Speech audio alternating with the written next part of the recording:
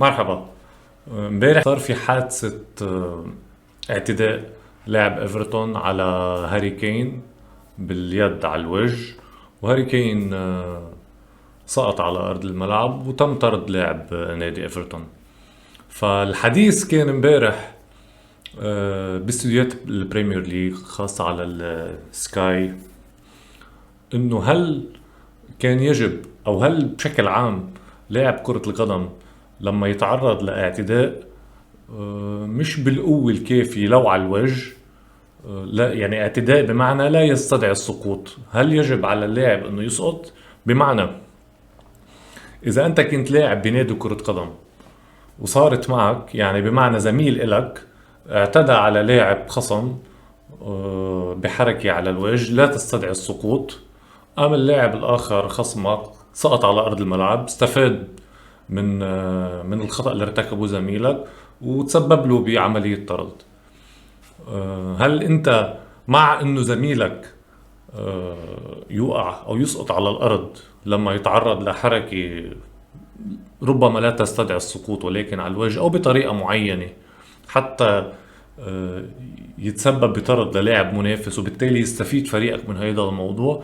كان في نقاش امبارح بين جاري نيفل وجيمي كاراجر، ما وصل لنتيجة، خاصة انه في يعني سأل كاراجر نيفل سأله انه هل كنت بتأيد لما كان لويس سواريز لاعب بنادي ليفربول انه يسقط بهيدي الطريقة؟ ما كان في جواب واضح، وبالتالي النتيجة هي انه مفترض انه المدربين بيكونوا سعيدين لما لاعبهم بيتصرف بين هلالين، اذا تم تسمية الموضوع ذكاء او دهاء كروي او حنكة، بانه يستفيد من توتر المهاجم واقدامه على حركة غير محسوبة بانك تسقط على الارض وتتسبب بطرد لخصم، وبالتالي فريقك يستفيد من النقص العددي وربما تفوز بالمباراة، او انك لا تتصرف كبروفيشنال وتضلك واقف على اجريك وما توقع.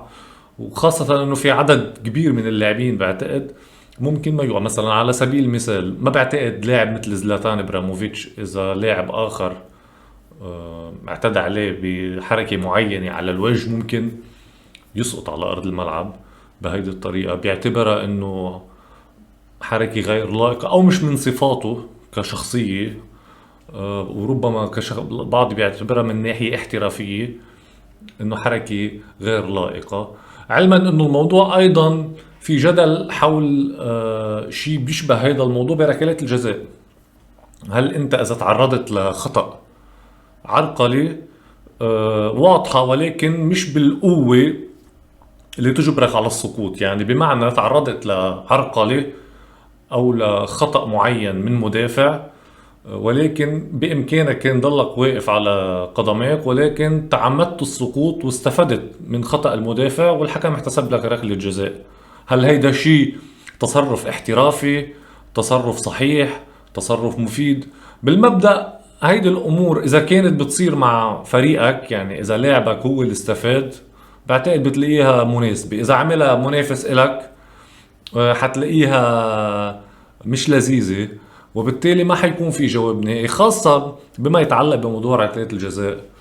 انه مرة بتذكر مايكل اوين كان عم يحكي عن تعرض لخطأ خطأ قوي من مدافع داخل منطقة الجزاء ولكن ما وقع، يعني ما قدر، قال انه انا ما قدرت توقع الخطأ بطريقة او تلقفه بطريقة انه يكون عندي ردة فعل سريعة انه اوقع بطريقة تخليني، خاصة بأيام ما كان في فار، تخليني إنه أكسب ركلة جزاء. فقال تعرضت لخطأ قوي، خطأ علني بمعنى داخل منطقة الجزاء ولكن ما وقعت على الأرض، فكلينا ما احتسب لي ركلة جزاء. فقمت رحت حكيت معه، قام قال له كلينا، حسب مايكل أوين بقول كلينا، قال له إنه ما بقدر أنا احتسب لك ركلة جزاء إذا ضليتك واقف على إجريك.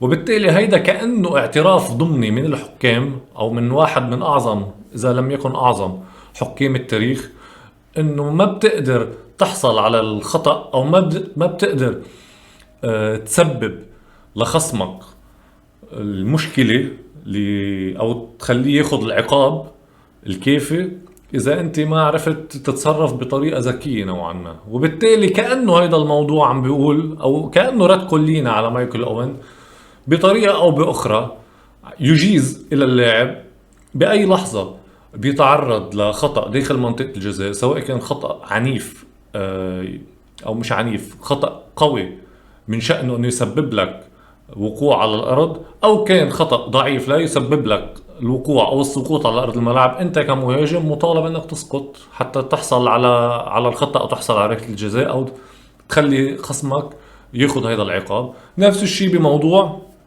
البطاقة الحمراء. دكوري امبارح اعتدى باليد على وجه هاري كين بطريقة واضحة، مش ممكن، مش أقوى أو مش أعنف اعتداء على الوجه، ولكن اليد واضحة على وجه هاري كين، مش بطريقة ممكن تسبب له السقوط على الأرض، ولكن استفاد من الموضوع، استفاد من تسرع أو من توتر وفقدان أعصاب دكوري، وسقط على أرض الملعب وتسبب له بالطرد.